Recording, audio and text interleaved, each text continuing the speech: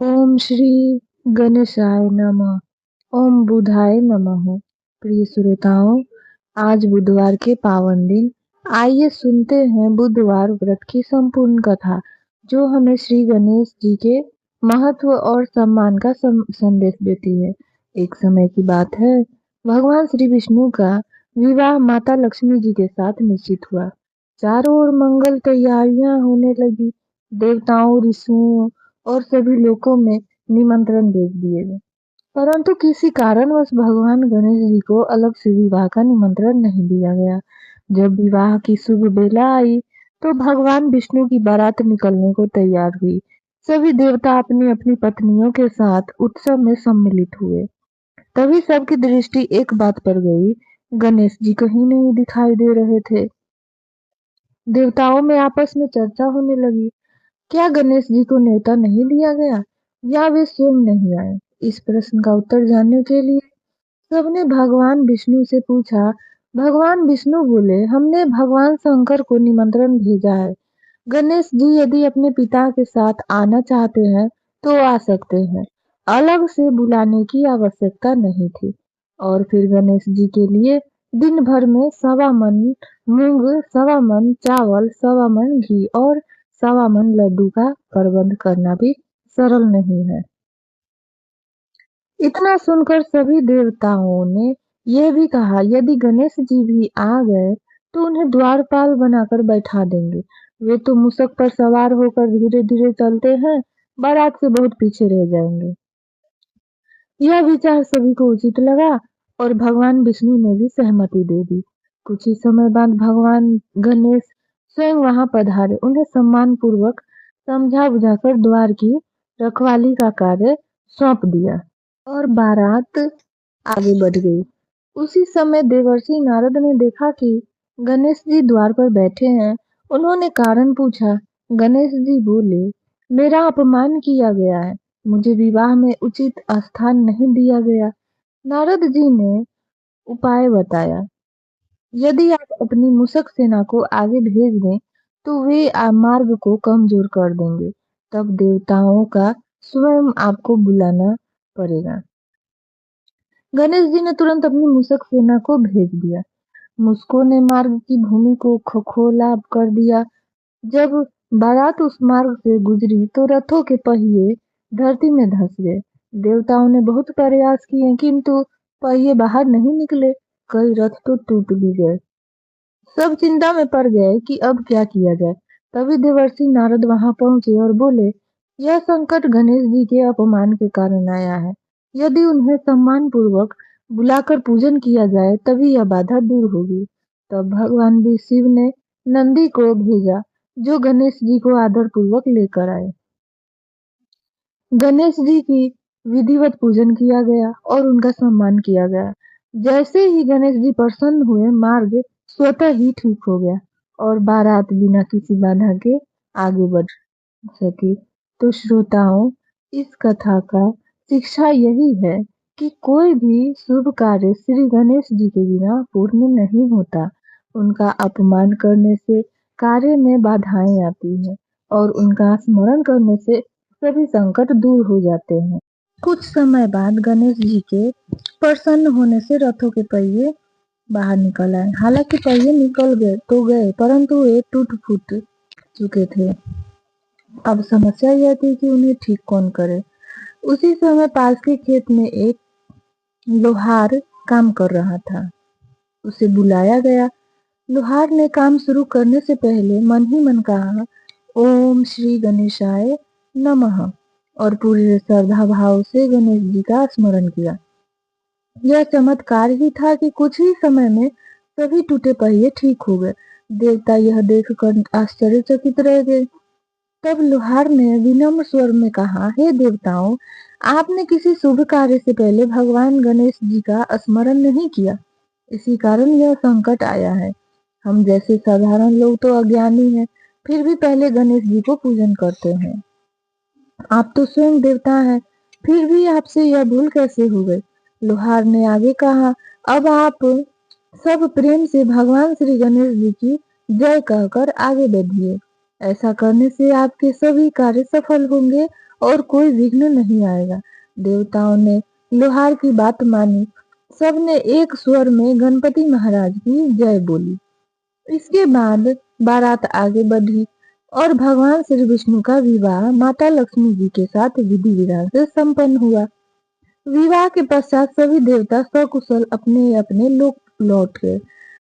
हे गणेश महाराज, जिस प्रकार आपने भगवान विष्णु का कार्य सिद्ध किया, उसी प्रकार सब भक्तों के कार्य भी सिद्ध कीजिए।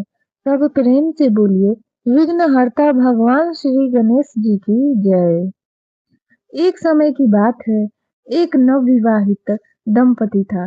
विवाह के कुछ समय बाद एक दिन रविवार को पति अपनी पत्नी के साथ लेने उसके मायके गया।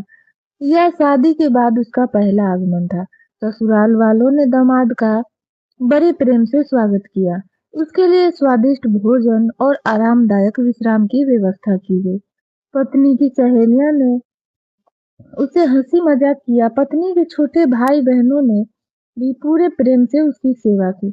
इस आत्मीय वातावरण में दामाद बाहरी दुनिया को भूल गया। सोमवार और मंगलवार के दिन अन्य कामों में बीत गए। अब बुधवार का दिन आ गया। उस दिन दामाद ने अपनी सास से कहा, सासू माँ, आज मुझे एक अत्यंत आवश्यक काम है। कृपया मेरी पत्नी को आज ही मेरे साथ भेज दीजिए। सास ने उत्तर दिया, बेटा, आज बुधवार है। बुधवार को बेटियों को ससुराल भेजना शुभ नहीं माना जाता। इस दिन आज जाना अशुभ होता है, इसलिए आज मैं अपनी बेटी को नहीं भेजूंगी। दामाद ने कहा, मुझे बुध ग्रह की कोई परवाह नहीं, वह मेरा कुछ नहीं बिगाड़ सकता। बुधवार तो व्यापारियों के लिए शुभ दिन होता है। सास ससुर ने उसे बहुत समझाया, परंतु दामाद अपना जिद नहीं छोड़ा। उसकी हट को देखकर ससुराल वाले विवश हो गए और अपनी बेटी को उसके साथ भेजने के लिए मान गए। उन दोनों के लिए एक रथ की व्यवस्था की गई। पति पत्नी रथ में बैठकर अपने घर की ओर चल पड़े। कुछ दूरी पर पहुंचने पर पत्नी को बहुत प्यास लगी। उसने अपनी पति से कहा, मुझे बहुत प्यास लगी है, कृपया पानी ला दीजिए। पति पानी लाने कस्बे की ओर चला गया।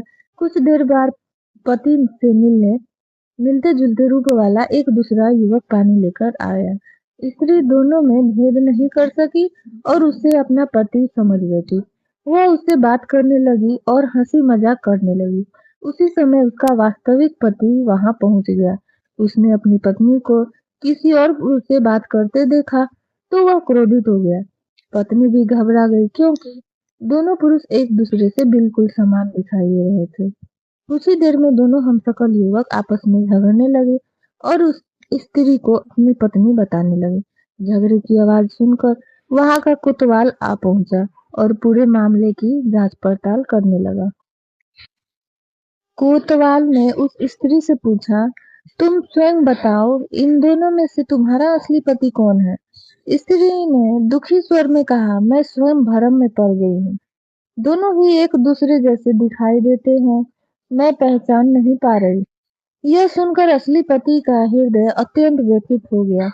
उसे अपनी सास द्वारा कही गई बातें स्मरण हो आई और उसे अपने हठ पर गहरा पछतावा होने लगा।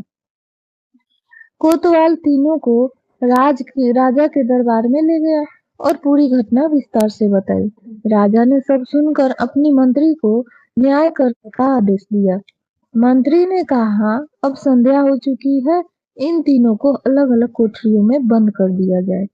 रात भर कड़ी निगरानी रखा जाए, मैं प्रातः निर्णय करूंगा। आदेशानुसार तीनों को अलग अलग कोठरियों में बंद कर दिया गया। रात गहरी हो गई। पहरेदार अपनी जगह तैनात था। असली पति को नींद नहीं आ रही थी। वह बहुत व्याकुल था और मन ही मन पश्चाताप कर रहा था। वह ऊंचे स्वर में बोल उठा, मेरे अहंकार और ससुराल वालों की अवज्ञा के कारण ही आज मुझे यह दुख भोगना पड़ा। हे बुद्धदेव, हे भगवान, इस बार मुझे क्षमा कर दीजिए। उसकी यह सारी बातें पहरेदारों ने सुन ली।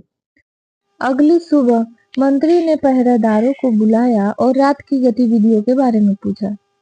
पहरेदारों ने बताया कि एक युवक पूरी रात बेचैन रहा और पश्चाताप करता रहा, जबकि दूसरा युवक चैन से सोता रहा। मंत्री ने निर्णय सुनाया, जो व्यक्ति रात भर व्याकुल रहा वही इस स्त्री का वास्तविक पति है। उसकी पत्नी उसे सौंप दी जाए। जो व्यक्ति शांतिपूर्वक सोता रहा वह असली पति नहीं है। इस प्रकार पति पत्नी को कोठरी से बाहर निकाला गया और सम्मान पूर्वक विदा किया। जब पहरेदार दूसरे युवक को कोठरी खोलने गए तो देखा कि बाहर से ताला लगा होने के बावजूद कोठरी भीतर से खाली थी। यह देखकर सभी चकित रह गए। मंत्री ने यह बात वरिष्ठ मंत्री को बताई। वरिष्ठ मंत्री मुस्कुराए और बोले, वह कोई साधारण व्यक्ति नहीं था, वह स्वयं बुद्धदेव थे। बुधवार बुद्धदेव का शासन होता है। उस व्यक्ति ने बुद्ध के प्रभाव को चुनौती दी थी, इसीलिए बुद्धदेव ने उसे शिक्षा देने के लिए उसके पति का रूप धारण किया। उन्होंने आगे कहा, आज गुरुवार है और गुरुवार बृहस्पति देव का दिन होता है। इसी कारण सूर्योदय होते ही बुधदेव अदृश्य हो गए। इसमें किसी पहरेदार की कोई भूल नहीं है। राजा मंत्री के न्याय से अत्यंत प्रसन्न हुए। इधर पति पत्नी सकुशल अपने घर पहुंचे और अपने परिजनों की पूरी घटना सुनाई। उस दिन से वे परिवार सहित बुधदेव की पूजा, व्रत और कथा श्रवण करने लगे। आप सभी प्रेम से बोलिए, बुद्ध देवता की जय। कहा जाता है कि यदि कोई व्रत कथा सुने और लपसी तपसी की कथा न सुने तो व्रत का पुण्य पूर्ण नहीं होता है। इसीलिए अब सुनिए लपसी और तपसी की कथा। एक समय की बात है, एक लपसी था और एक तपसी था। तपसी सदैव भगवान की तपस्या में लीन रहता था। वही लपसी प्रतिदिन 1.25 सेर लपसी लेकर बनाकर भगवान को भोग लगाता और उसी को प्रसाद स्वरूप ग्रहण करता था। एक दिन दोनों में विवाद हो गया। तपसी बोला, मैं प्रतिदिन भगवान की तपस्या करता हूँ, इसलिए मैं बड़ा हूँ। लपसी बोला, मैं प्रतिदिन भगवान का 1.25 सेर लपसी का भोग लगाता हूँ, इसीलिए मैं बड़ा हूँ। उसी समय देवर्षि नारद वहां से गुजरे। उन्होंने झगड़ा देखकर कारण पूछा। दोनों ने अपने बड़े होने का कारण नारद जी को बताया। नारद जी बोले, मैं तुम्हारा निर्णय कर दूंगा। अगले दिन दोनों स्नान करके अपनी अपनी भक्ति में लगे। नारद जी ने चुपचाप 1.25 करोड़ की एक एक अंगूठी दोनों के सामने रख दी। तपसी की दृष्टि जब अंगूठी पर पड़ी तो उसने उसे चुपके से उठाकर अपने नीचे दबा दिया। लपसी ने भी अंगूठी देखी लेकिन उसने ध्यान नहीं दिया और भगवान को भोग लगाकर लापसी खाने लगा। कुछ समय बाद नारद जी प्रकट हुए। दोनों से पूछे, बताइए नारद जी, हम दोनों में से बड़ा कौन है? नारद जी ने तपसी से खड़ा होने को कहा। जैसे ही वह खड़ा हुआ उसने नीचे छिपी अंगूठी दिखाई दे दी। नारद जी बोले, तपस्या करने के बाद भी तुम्हारी चोरी की प्रवृत्ति नहीं गई, इसलिए लक्ष्य तुमसे बड़ा है। तुम्हारी तपस्या का फल भी नष्ट हो गया। तपसी शर्मिंदा हो गया और क्षमा मांगने लगा। उसने पूछा, नारद जी, अब मुझे मेरी तपस्या का फल कैसे मिलेगा? नारद जी ने कहा, जिसे गाय और कुत्ते की रोटी न मिले, जिसे ब्राह्मण भोज और दक्षिणा न मिले, जिसे साड़ी के साथ ब्लाउज न मिले, जो दिए से दिया जलाए और जो पूरी व्रत कथा सुनने लेकिन लपसी तपसी की कथा न सुने, उन सब का फल तुम्हें प्राप्त होगा। उसी दिन से हर व्रत कथा के साथ लपसी तपसी की कथा सुनना और सुनाना अनिवार्य माना गया है। एक समय की बात है, एक नगर में हरिदत्त नाम का एक व्यापारी रहता था। वह बहुत बुद्धिमान था, परंतु उसमें अहंकार आ गया था। वह कहता था, मेरी सफलता मेरी बुद्धि से है, मुझे किसी देवता की आवश्यकता नहीं। उसकी पत्नी हर बुधवार व्रत करती थी। वह बुद्धदेव का पूजन करती और अपने पति से भी व्रत रखने को कहती, परंतु हरिदत्त उसका उपहास करता। एक बुधवार को हरिदत्त को व्यापार के लिए बाहर जाना पड़ा।